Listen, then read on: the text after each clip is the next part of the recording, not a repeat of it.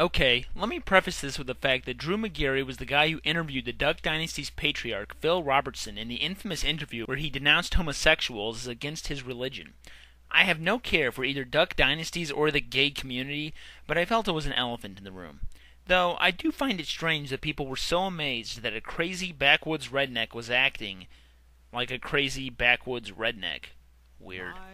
The postmortal tells what we all want out of life: a cure for death. A scientist finds a special gene on the human body that codes for aging and is able to reverse engineer it. He goes about this research by trying to find a cure of redheadism because redheaded guys don't enjoy being redheads. I mean, is that true? I always thought girls liked being redheads. Anyway, he altered the aging protein with the coloring vector of the gene therapy, and I've lost you. Don't act like I didn't. I see you nodding off. Yeah, this one is kind of light on the actual science, but here it's more about the social commentary and the implications of such a concoction, which may be all too real in the coming years. This is a more contemporary novel than what I usually do, published in 2011. So, yes, I've degenerated into an average literary critic. The horror. The horror. But still, I really liked this novel, and I wanted to get more attention. I gotta say, I was drawn in just by the cover of the book. The Grim Reaper impaled on his own scythe in a cute cartoon fashion. It was love at first sight. Of course, as cutesy as the cover is, the novel is very dark and brooding. You see, just because they've cured aging doesn't mean people can't die. It starts out with the government outlawing the cure and people protesting, sometimes violently, to get it legalized. They're worried, of course, about overpopulation, which leads to food shortages, area shortages, and every other kind of shortage you can think of. One thing I thought was a little funny is that they were talking about gas shortages, and I said, why use cars? They can walk. They have time. It's told as a blog, or what blogs will evolve into in the future. It follows a guy named John Farrell, not Will Ferrell because we want him dead, and now how he gets the cure in secret first.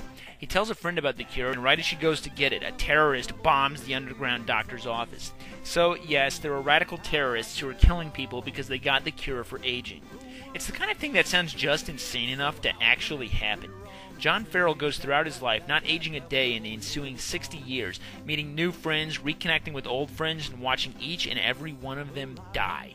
He knows people out in China who get their birthday tattooed on their arms because they haven't legalized the cure, and it builds on the real-world rumors that they're killing babies out there. They even start nuking people. There are some good things that come with the cure, like a new religion pops up that is supposed to worship the human body and promote peace through self-discipline. And it works as well as there's other religions that promote peace through self-discipline. John Farrell becomes an end specialist, which is the novel's title over in England, and goes around terminating people who decide they don't want to live forever anymore. These are people who want to go out with a bang, like one guy opts to be shot out of a cannon. There are some problems that just don't make sense. If people are able to live forever, why can't they find a way to reverse the cure? I mean, it doesn't sound that terribly hard.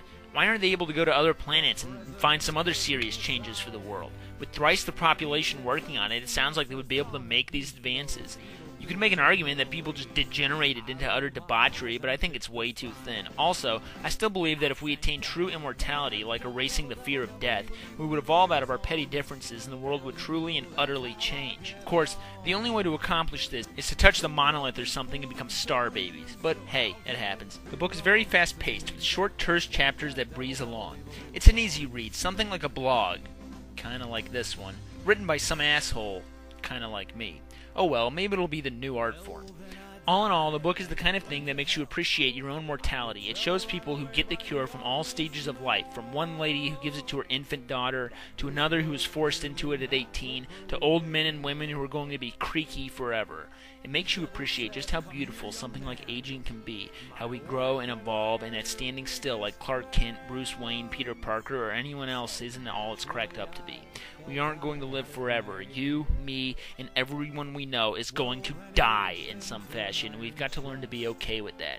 I don't think this book can help you deal with the loss of a loved one. I'm not recommending it for that kind of thing, but if you're in the mood for some ultimate questions, you might want to read this one with the Grim Reaper over your shoulder.